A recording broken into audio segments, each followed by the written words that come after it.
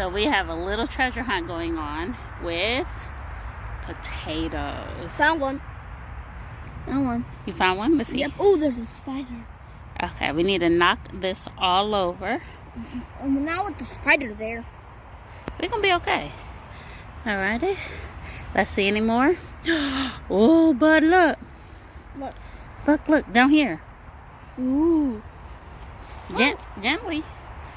Okay, put them on the board over there so we can see. Wow. Look at that.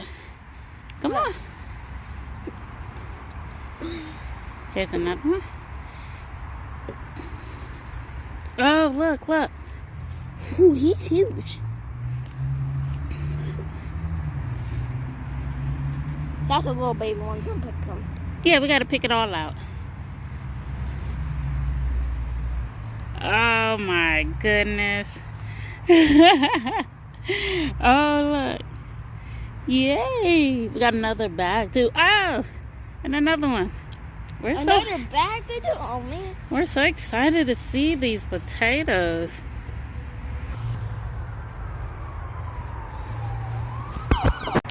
So, we are able to harvest another patty pan. It's like 3 more on the vines that I know will be ready probably about another week.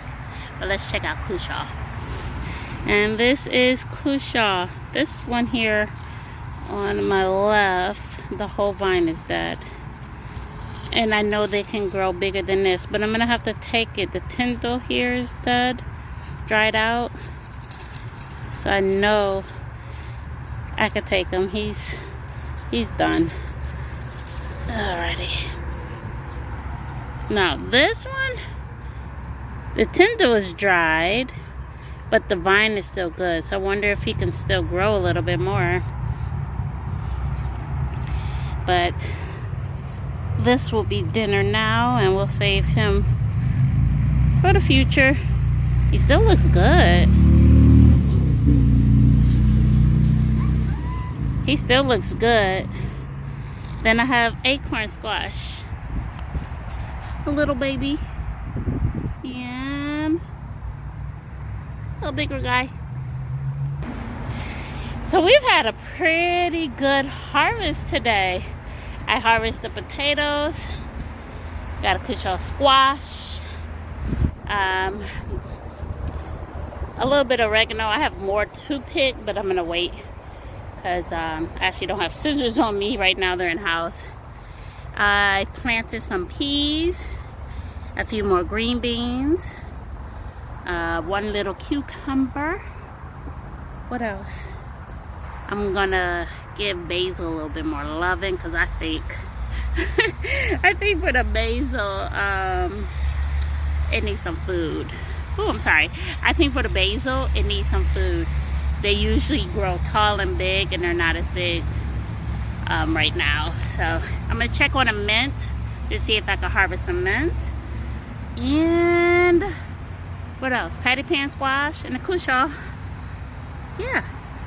So, not a bad harvest to start off this last full week of August.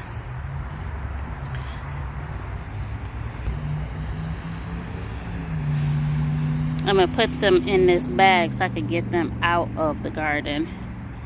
And then move, weed. And then get them in a cool, dark place so they can cure. This is enough for a nice scallop dinner. Good morning and welcome back to Spoonful, and today we are going to try to get some candy done. It has been a very busy week with homeschooling, getting work done. Woo! School year comes in with a punch.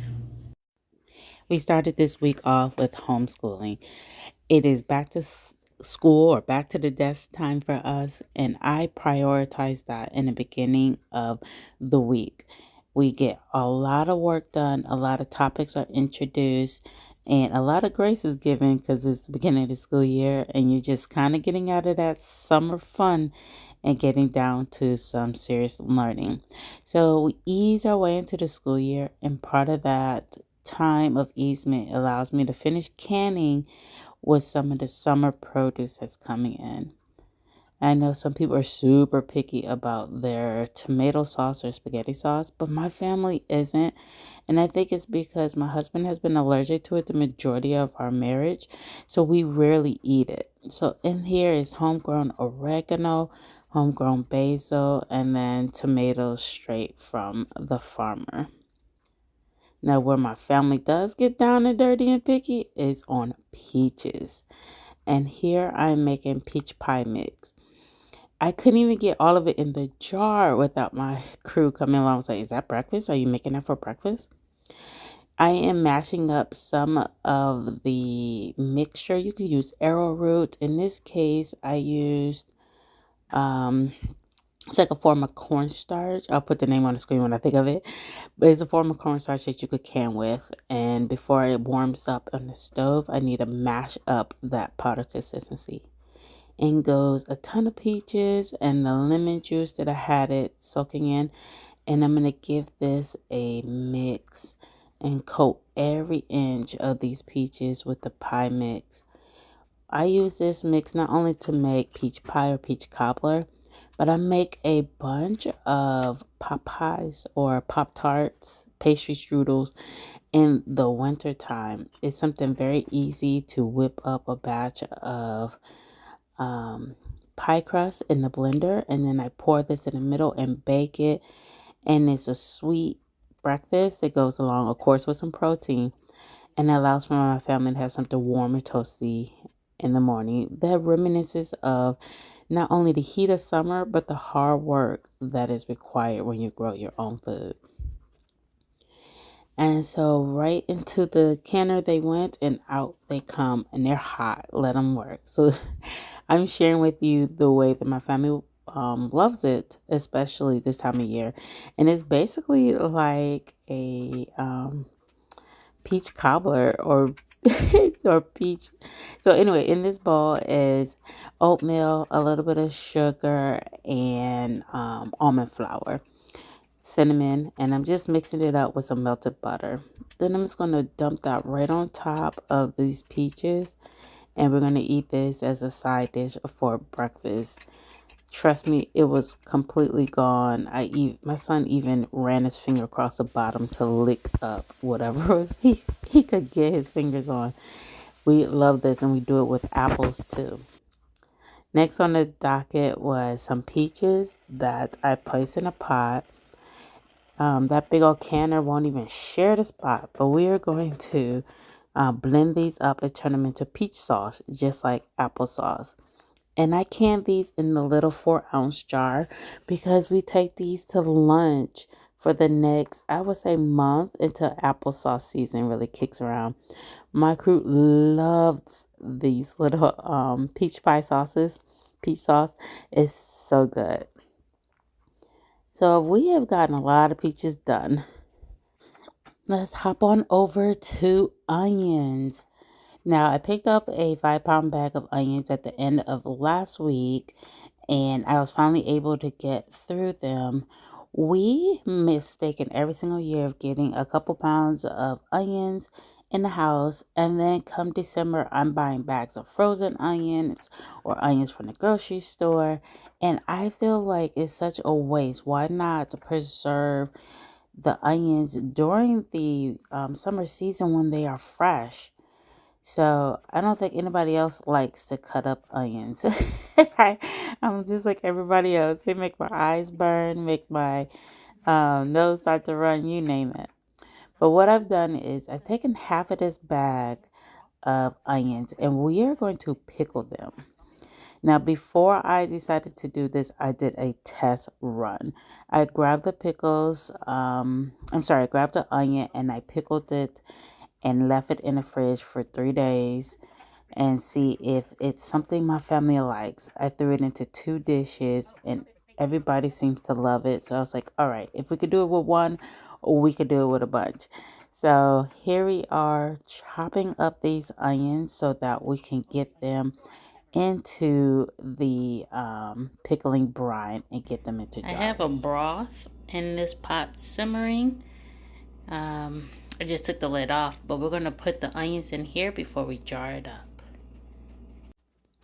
this pickling brine was warm because our canner is already on and having the water bath nice and hot when we're done. So I took the liberty of dunking all of the onions into the brine and letting them warm up with the brine. Warm food into warm jars into a warm canner.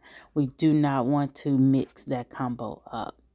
But this will allow us to go ahead and have some nice, wonderful pickling onions. I even sauteed some of these in our trial run to see if my family likes it, because we love sauteed onions with eggs, with steak. And so everyone seemed to enjoy it, even my son. And he's not too picky on onions, but if they're too large, he'll definitely pick them out. But he had no problems. I even threw it in a stir fry. So a couple of days test run will serve us best, and we were able to get about 6 jars of this mixture into the canner for winter. So that's it, my friends. We have canned up a whole week's worth of goodies in a few days, and also have some wonderful goodies come out of our garden this week. So this last bit of pickled onions, I'm going to save this because we're going to enjoy this long weekend and have a barbecue with some family, and probably put a little bit of this pickled onion on some brats or something. This is the best way that we're able to preserve some onions for the future, and also have some fresh eating, or even some in the freezer. We'll see what we're able to get. I was able to slice up some of the onions that we grew up in our garden. That was a great thing because we didn't grow a lot, but I wanted to preserve what we did have. Thanks for dropping by, and I hope you guys are getting out in your gardens, hooking up with your farmers to find some fresh produce, because the gardening season is not over yet. Fall gardens have gone in for a lot of people, and they're going to start to harvest that, and you want that in your home. Drop by here next Sunday so you can see exactly what else we're canning up as I share my time with homeschooling. Take care and have a great day. Bye.